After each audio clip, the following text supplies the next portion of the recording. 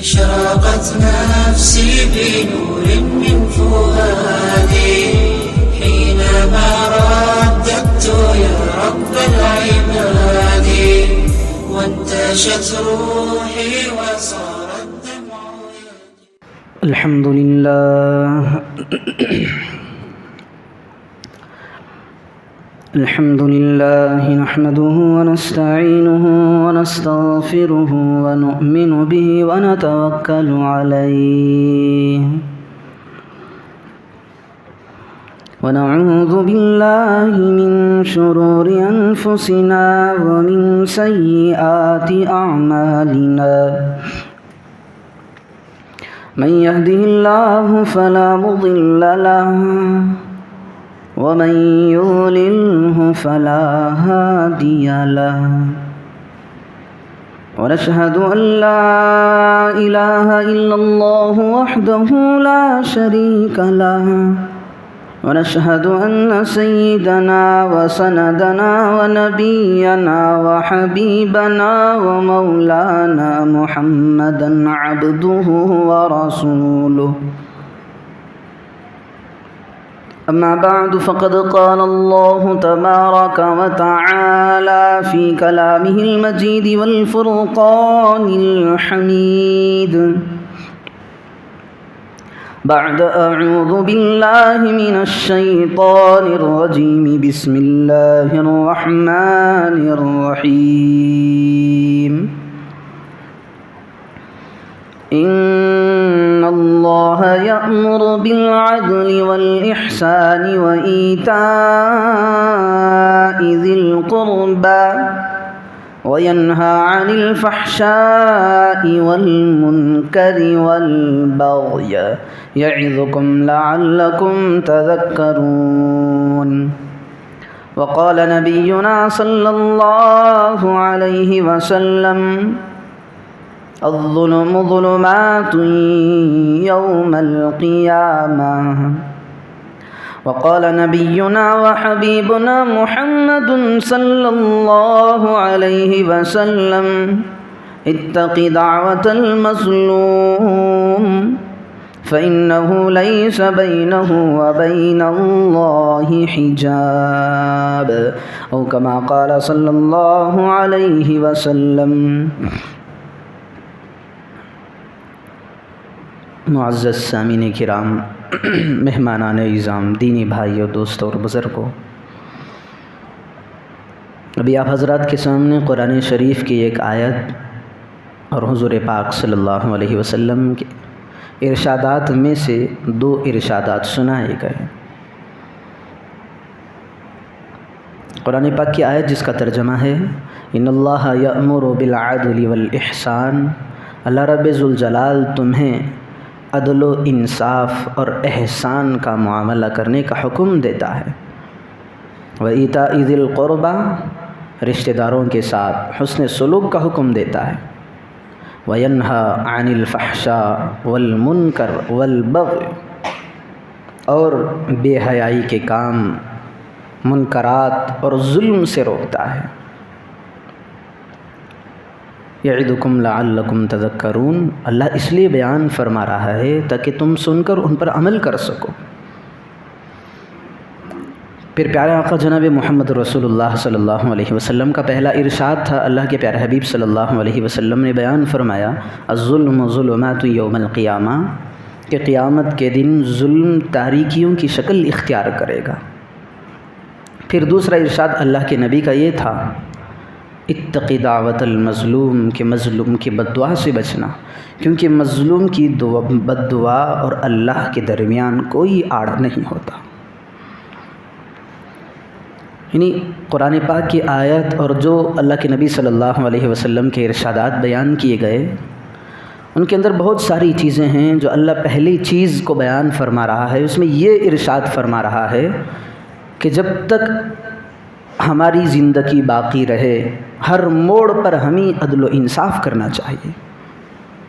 حضرت علی رضی اللہ عنہ کا ایک مقولہ ہے، حضرت علی رضی اللہ عنہ کا فرمان ہے کہ سلطنت، حکومت، بادشاہت کفر کے ساتھ تو چل سکتی ہے لیکن ظلم کے ساتھ چل نہیں سکتی۔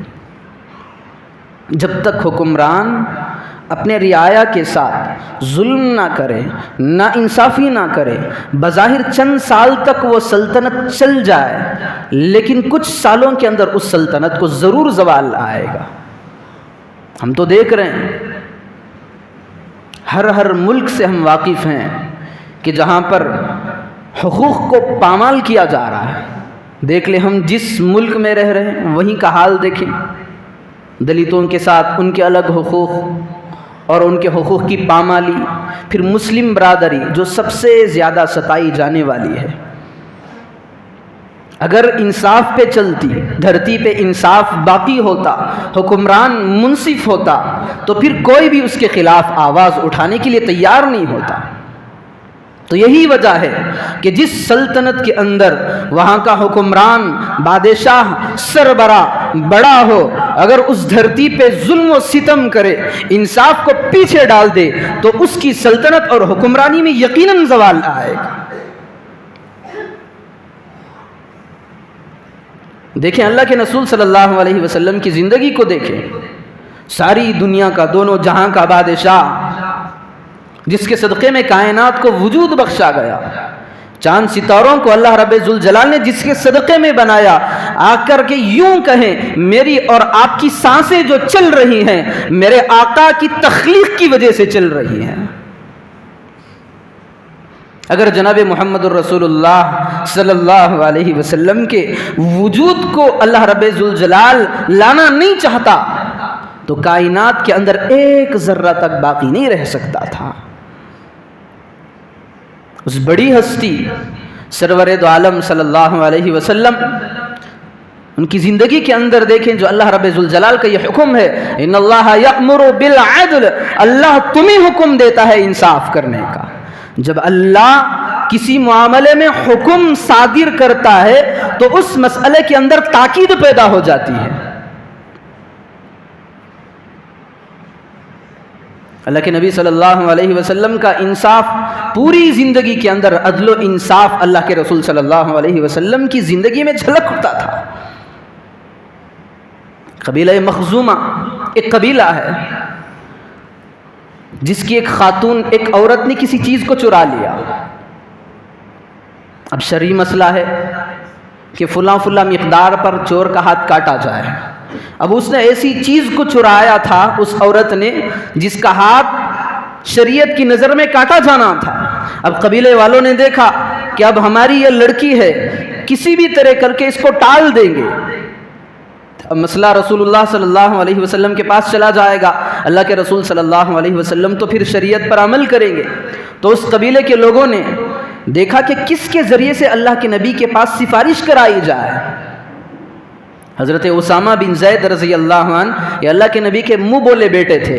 لوگوں نے سوچا کہ اسامہ کو پکڑ کر اللہ کے نبی کے پاس لے جائیں گے، اسامہ کے ذریعے سے سفارش کرائیں گے۔ کس چیز کی سفارش؟ یہ ہماری لڑکی نے فلاں چیز کو چرایا تھا، اب اس کا ہاتھ کاٹا نہیں جائے گا بلکہ فدیے میں کچھ دے دیا جائے گا، اس کو چھوڑ دے۔ اب حضرت اسامہ رضی اللہ عنہ کو لوگوں نے مل کر کے تیار کر لیا کہ آپ بتا دیں حضور کے سامنے جا کر کے لڑکی کا ہاتھ نہ کاٹے، اس کے بدلے میں کچھ فدیہ وغیرہ دے کر کے معاملہ رفع دفع کر دیں۔ حضرت اسامہ پیارے آقا کے قریب گئے، کہا یا رسول اللہ، مخزومہ کی جو عورت ہے اس نے چرائی تھی، لیکن آپ اس کا ہاتھ نہ کاٹیں، اس کے بدلے میں کچھ فدیہ وغیرہ لے کر کے معاملے کو رفع دفع کر لیں۔ اللہ کے نبی صلی اللہ علیہ وسلم کا چہرہ یہ الفاظ سنتے ہی سرخ ہو گیا۔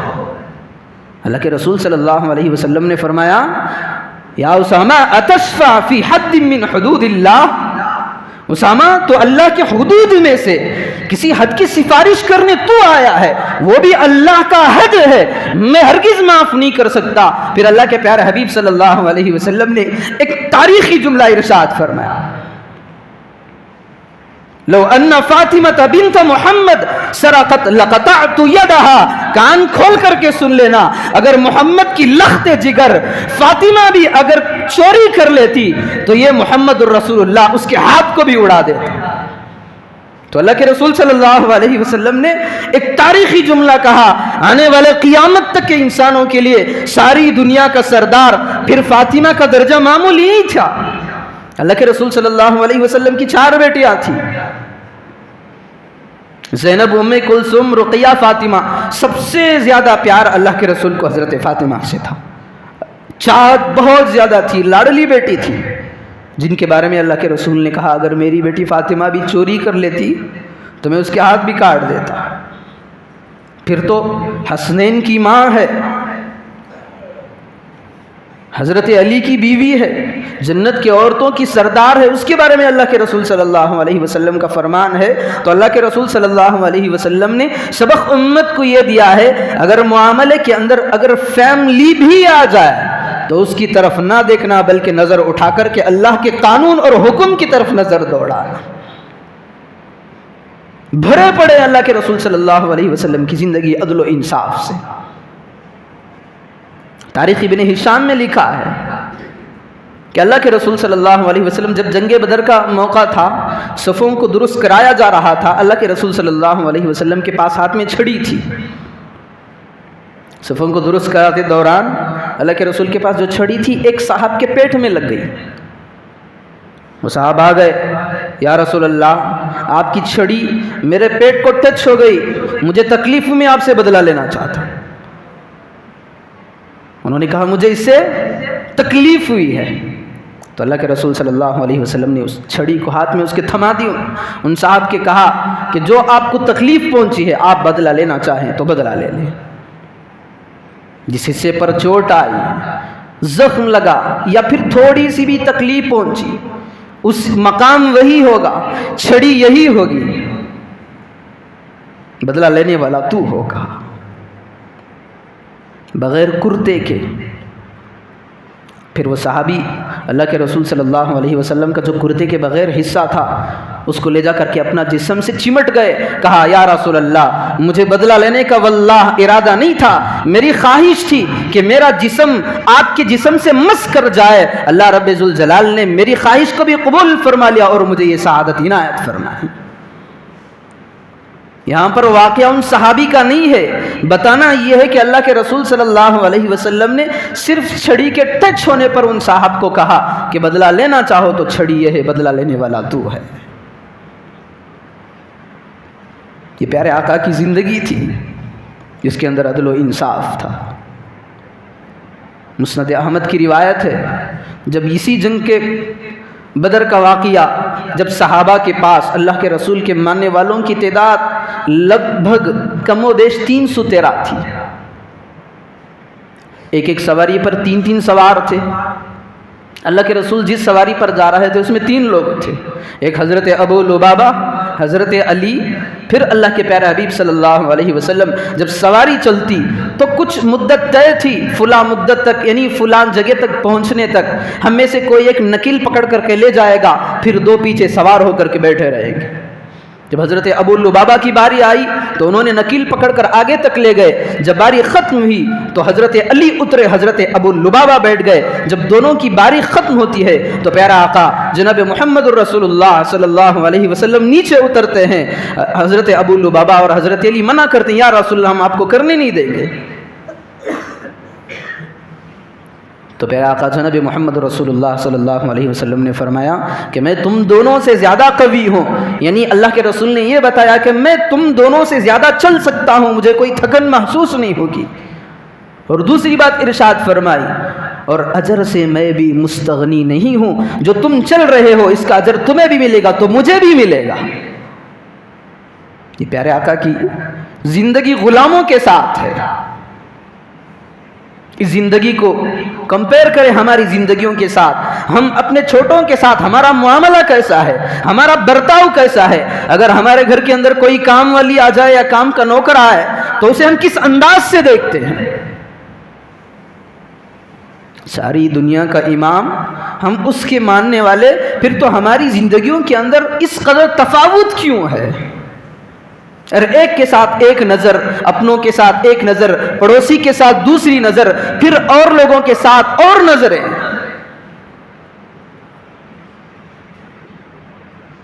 لباس تو ہمارا بظاہر سنتی یقیناً ہے، ہمارے چہروں پر داڑیاں سجی ہوئی یقیناً ہے، لیکن جو معاملات ہیں، جو طریقہ پیارے آقا کا ہے، جو سنتوں والی بھری زندگی ہے، اس سے بہت دور ہے، واللہ بہت دور ہے۔ جو اللہ کے نبی صلی اللہ علیہ وسلم کی زندگی کو اختیار نہ کرے تو بہت سارے وعیدات ہیں، مجھے اصل یہ بتانا نہیں ہے، لیکن بات میں آ گیا تو یہ بھی میں بتا کر کے آگے لے چلوں۔ جب قیامت کا منظر ہوگا، اللہ کے پیارے حبیب صلی اللہ علیہ وسلم نے بیان فرمایا ہر نبی کا حوض ہوگا۔ اللہ کے رسول کا جملہ ہے کہ مجھے امید ہے کہ میرے حوض پر سب سے زیادہ لوگ آئیں گے، ہر نبی کا حوض ہوگا۔ پھر اللہ کے رسول نے یہ بھی ارشاد فرمایا ستاروں کے بقدر میرے پاس آ کر کے لوگ آب کوثر پی کر کے جائیں گے۔ تو اللہ کے رسول صلی اللہ علیہ وسلم نے فرمایا قیامت میں ایسا منظر ہوگا، ہر چیز کی دنیا میں ایک شکل ہوتی ہے۔ یوں سمجھے، ہم احادیث میں پڑھتے ہیں اگر آدمی نماز بے ڈھنگی پڑھ رہا ہے، جس طرح شریعت نے حکم دیا اس طرح نماز نہیں پڑھ رہا، تو ہم نے کیا پڑھا ہے؟ وہی نماز کالے کپڑا بنا کر کے ہمارے منہ پر مار دی جائے گی۔ یہ نماز کو صحیح نہ پڑھنے کی شکل یہ ہے۔ ابھی میں نے اللہ کے رسول صلی اللہ علیہ وسلم کا ارشاد بھی بیان فرمایا الظلم ظلمات یوم القیامہ، ظلم کی بھی ایک شکل ہوگی جو بالکل تاریک ہوگی۔ اسی طرح سنت کی ایک شکل ہوگی۔ سنت کی شکل یہ کہ جو بندہ دنیا کے اندر رہ کر کے اپنی زندگی کے اندر سنتوں پر اپنے آپ کو چلاتا رہا تو وہ حوض کوثر سے آ کر کے اللہ کے رسول سے جام پیے گا۔ اللہ کے رسول فرماتے ہیں میرے پاس لوگ آتے رہیں گے اور ایک ٹیم، ایک جماعت آتی رہے گی جن کے چہرے بظاہر ایمان والوں کے نظر آئیں گے، فرشتے انہیں دھکا دے کر کے ہٹائیں گے، تمہارا یہاں آنا نہیں ہے، تمہیں ادھر آنا نہیں ہے، آب کوثر کے پاس جانا نہیں ہے، اللہ کے رسول کے حضور میں تمہیں جانا نہیں ہے۔ فرشتے دھکے دے کر کے انہیں بھگائیں گے۔ اللہ کے رسول پوچھیں گے اے فرشتوں یہ کیا ماجرا ہے، تم اس طرح کا معاملہ ان کے ساتھ کیوں کر رہے ہو؟ یہ تو میرے ماننے والے ہیں، یہ تو میری امتی ہیں، ان کے چہروں سے آثار نظر آ رہے ہیں۔ تو فرشتے کہیں گے لا تدری ما احدثوا بعدک، اے اللہ کے رسول صلی اللہ علیہ وسلم تمہیں پتہ نہیں تمہارے دنیا کے جانے کے بعد انہوں نے تمہارے سنتوں کی کیسی دھجیاں اڑائی، کیسے بدعات اور خرافات کے اندر پڑے رہے۔ بخاری کی روایت میں ہے اللہ کے رسول یہ سنتے ہی کہیں گے سحقاً سحقا، دور ہو جاؤ دور ہو جاؤ۔ فقہا نے لکھا ہے کہ اللہ کے رسول فرمائیں گے سحقاً سحقا، اس سے مراد اللہ کے نبی کی زیارت اور دیدار سے بھی جو سنتوں کی زندگی نہیں گزارتا تھا اسے محروم کر دیا جائے گا، اللہ کے رسول کی زیارت بھی اس کو نصیب نہیں ہوگی۔ یہ ان لوگوں کے لیے کڑا سبق ہے جو یہود و نصارہ کھڑے ہو کر موتنے اور پیشاب کرنے والے انگریزوں کے نہج پر اپنے آپ کو چلاتے ہیں۔ ہم سوچتے ہیں کہ یہ فیشن کا زمانہ ہے، ہم سوچتے ہیں یہ ٹیکنالوجی کا زمانہ ہے، ہم اسٹائلش بن کر کے زندگی گزاریں گے۔ ارے کیا خاک زندگی ہم گزاریں گے، ایسی زندگی پہ لعنت ہو، ایسی زندگی پر تف ہو جیسی زندگی کو ہم نے عمل کر کے کل نبی صلی اللہ علیہ وسلم کی زیارت سے ہمیں محروم کر دیا جائے۔ سنتوں والی زندگی کو چھوڑ کر ہم اپنی زندگی کو چلائیں گے تو کل اللہ کے رسول صلی اللہ علیہ وسلم کے چہرے اور ہمارے درمیان آڑ پیدا کر دی جائے گی۔ بتا دیا جائے گا دنیا والوں کو یہ اللہ کے نبی کے دنیا سے جانے کے بعد بظاہر تو سنتی لگ رہا ہے پر یہ چور ہے، سنتی کی دھجیاں اڑانے والا ہے، اللہ کے رسول کے دیدار کو اس سے محروم کر دیا جائے گا۔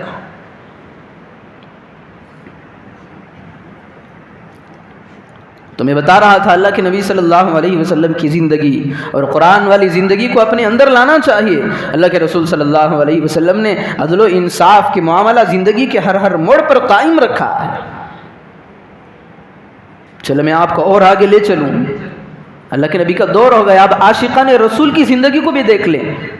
اگر ہر صحابی کے بارے میں ان کی زندگی کو بیان کرتے جائیں تو وقت 5 منٹ باقی ہیں، لیکن کوشش کروں گا ہر صحابی کے ایک دور کے ان کے عدل و انصاف کے واقعات آپ کے سامنے رکھ کر کے آگے چلوں۔ حضرت ابوبکر رضی اللہ عنہ، امام بیہقی نے لکھا ہے سنن الکبریٰ للبیہقی کے اندر، حضرت ابوبکر رضی اللہ عنہ نے اعلان کروایا کہ لوگوں میرے پاس فلاں وقت میں آ جانا، مال غنیمت کے اونٹ اور مال آیا ہوا میں تمہارے درمیان تقسیم کر دوں گا، لیکن شرط یہ ہے کہ آتے ہوئے اجازت لے آنا۔ پھر دوسرے دن افضل البشر بعد سید البشر حضرت ابوبکر صدیق رضی اللہ عنہ،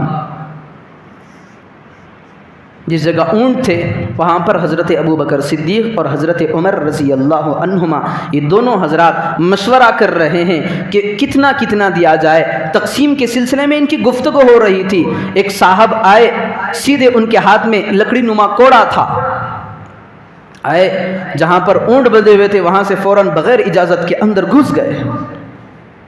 حضرت ابوبکر رضی اللہ عنہ کو غصہ آ گیا، اس کے ہاتھ میں جو لکڑی تھی لگام نما، اس لکڑی کو اٹھا کر کے ایک اس کے رسید کیا۔ چونکہ ہر ایک کو ایسا ہوتا ہے، اگر کوئی نافرمانی کرے تو اس کی بھی سزا ملنی چاہیے۔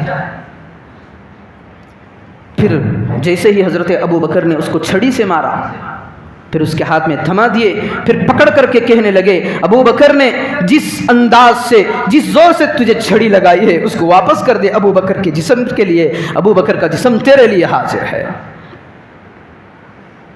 حضرت عمر پاس میں کھڑے ہیں، حضرت عمر نے کہا واللہ یہ آپ سے بدلہ نہیں لے گا، ابوبکر آپ ایسی عادت جاری نہ کریں کہ کل کے دن ہر نوکر اپنے حاکم سے بدلہ لینے پر تلا ہو جائے گا، ایسی عادت کو ہٹائیں۔ تو حضرت ابوبکر رضی اللہ عنہ نے کہا اگر یہ مجھ سے بدلہ نہ لے، اگر میری شکایت اللہ کے سامنے کر دے تو اس وقت میرا کیا بنے گا؟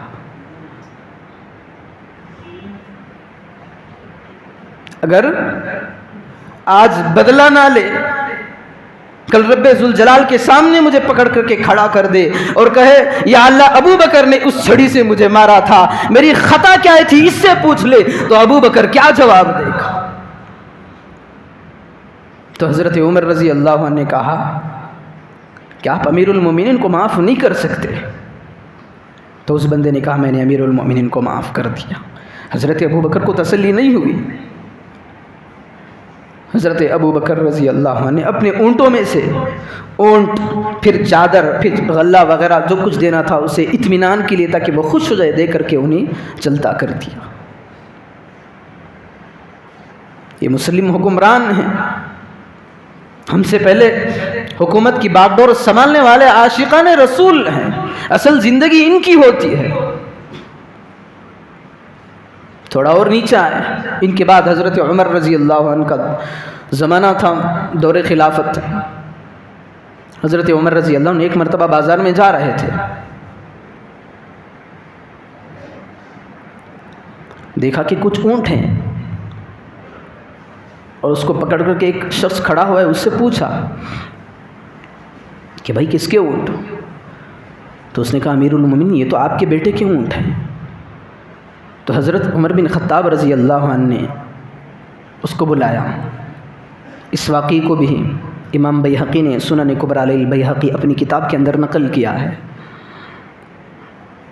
پھر حضرت عبداللہ کو بلایا گیا جو حضرت عمر کے بیٹے تھے۔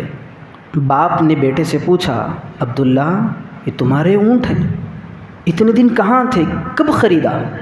تو حضرت عبداللہ نے کہا چند ماہ پہلے میں نے خریدا تھا اور اس کو جو سرکاری چراہ گاہ ہے اس کے اندر میں نے چرنے کے لیے چھوڑا تھا۔ حضرت عمر نے اپنے بیٹے سے کہا کہ ذاتی اونٹ تمہارا ہے اور تم چھوڑے تھے سرکاری چراہ گاہ کے اندر۔ سرکاری چراہ گاہ کے اندر اگر اونٹ چلا گیا تو لوگ کہیں گے یہ امیر المومنین کا اونٹ ہے، اس کی اچھی دیکھ بھالی کی جائے اور اونٹوں کے مقابلے میں اسے گھاس اور چارہ زیادہ ڈالا جائے گا۔ تو حکم دیا اپنے بیٹے سے جاؤ اسے بازار میں فروخت کر کے آنا، جس قیمت پر تم نے اس کو لیا تھا اسی قیمت پر جو نفع آئے اس کی قیمت کو اپنے پاس رکھنا جو اصل میں تم نے خریدا تھا، اور جو اس کا نفع ہے سارا سرکاری اس چراگاہ کے اندر ڈال دینا۔ یہ حکمرانوں کا دور ہے۔ چلے اور نیچے آئے، حضرت عثمان رضی اللہ عنہ الریاض النظرہ فی مناقب العشرہ، اس کتاب کے اندر ان کا واقعہ نقل کیا گیا ہے۔ حضرت عثمان کے دور خلافت میں خادم سے غلطی ہوئی ہوگی تو حضرت عثمان رضی اللہ عنہ نے اس کا کان پکڑ کے تھوڑا زور سے مروڑ دیا. پھر جیسے ہی کان چھوڑے فوراً خیال آیا تو فوراً اپنے خادم سے کہا کہ بھائی جس انداز سے میں نے مروڑا ہے اسی انداز میں تو بھی مروڑ لے, معاملہ رفع دفع ہو جائے گا. منت سمانت کی میں ایسا نہیں کر سکتا, میں نے یہ معاف کر دیا فلاں فلاں. پھر امیر المؤمنین کے کہنے پر اس بندے نے کہا ٹھیک ہے قبول کر لیا. پھر پکڑنے کے بعد حضرت عثمان کا کان مروڑ کر کے دھیمے سے بالکل آہستہ سے مروڑا. حضرت عثمان نے کہا نہیں, جس انداز سے میں نے مروڑا ہے اس انداز سے مروڑنا. اگر تو یہاں ہلکا کر دے گا تو اس کا بقیہ حساب کتاب مجھے آخرت میں دینا پڑے. پھر دوسری مرتبہ امیر المومنین حضرت عثمان بن عفان نے حکم دیا تو اب اس خادم نے اس انداز سے اس زور سے کان کو مروڑا جس انداز اور حساب سے حضرت عثمان نے مروڑا تھا. فکر آخرت تھی ان کے اندر, زندگیوں کے اندر یہ چیز تھی ان اللہ یأمر بالعدل فاحکم بین الناس بالحق. زندگی جب تک گزارو عدل و انصاف کو قائم رکھنا, نہ بادشاہ نہ امیر نہ غریب نہ سلطان نہ رعایا, جب شریعت کا معاملہ آ جائے ہر ایک کے ساتھ عدل و انصاف کا معاملہ ایک ہی طرح کا کرنا. اور تھوڑا نیچے آئے, حضرت علی رضی اللہ عنہ کا دور خلافت آیا. حضرت علی کے زمانے میں ایسا ہوا, حضرت علی رضی اللہ عنہ کی ایک زرہ تھی, وہ ایک یہودی نے اٹھا لیا, اٹھا کر کے خود کا دعویٰ کرنے لگا کہ یہ زرہ میری ہے. حضرت علی رضی اللہ عنہ کہہ رہے ہیں کہ یہ زرہ میری ہے. اب حضرت علی رضی اللہ عنہ دیکھیں, حضرت علی رضی اللہ عنہ اس زمانے کے بادشاہ تھے, حضرت علی خلیفہ تھے, ان کی خلافت کے دور کا واقعہ ہے. حضرت علی رضی اللہ عنہ اس زمانے کے جو قاضی تھے ان کے پاس گئے, یہودی بھی ساتھ تھا, کہنے لگے کہ یہ زرہ میری ہے. یہودی اپنی بتا رہا ہے. چونکہ حضرت علی رضی اللہ عنہ نے پہلے دعویٰ کیا تھا تو حضرت علی مدعی بنے, یعنی جو بندہ پہلے دعویٰ کرتا ہے وہ مدعی ہوتا ہے. اب اس کے ذمے یعنی یہ چیز میری ہے, اگر میں دعویٰ کروں تو اب شریعت کہتی ہے کہ 2 گواہ پیش کر لیں. تو قاضی صاحب تھے, حضرت علی سے انہوں نے پوچھا امیر المؤمنین آپ تو دعویٰ کر رہے ہیں یہ اپنی زرہ ہے, آپ گواہ پیش کر سکتے ہیں. تو حضرت علی رضی اللہ عنہ نے کہا میں دونوں کو لے کر کے آؤں, یہ میرا بیٹا حسن ہے, یہ میرا غلام ہے.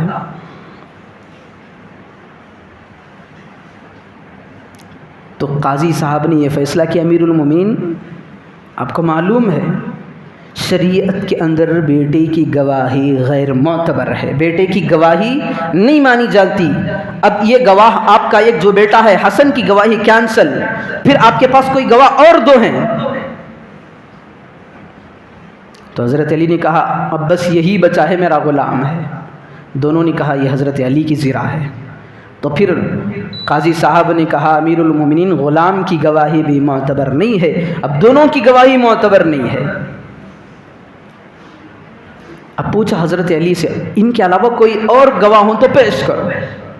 تو حضرت علی رضی اللہ عنہ نے کہا میرے پاس کوئی گواہ نہیں ہے.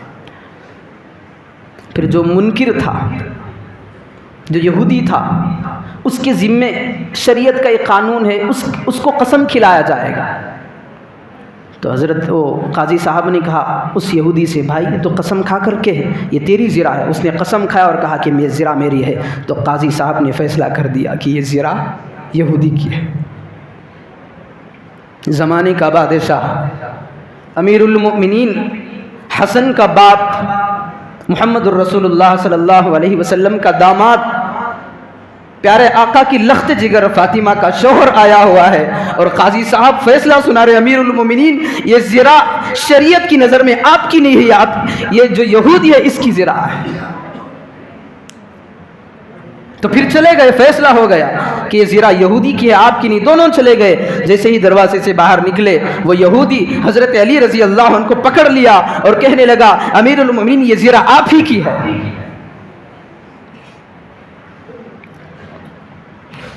حضرت علی رضی اللہ عنہ نے پوچھا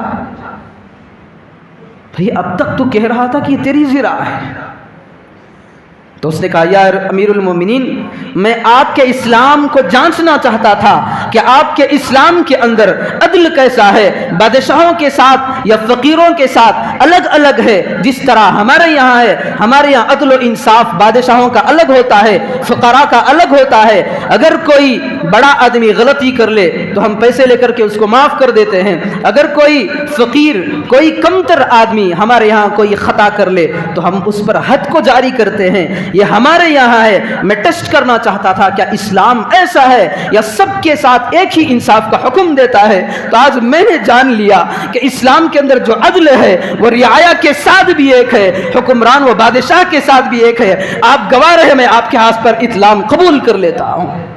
زرا امیر المومنین کے حوالے کیا، پھر اسی وقت اس میں کلمہ شہادت پڑھ کر کے امیر المومنین حضرت علی بن خطاب کو گواہ بنا کر کے مسلمان ہو گیا۔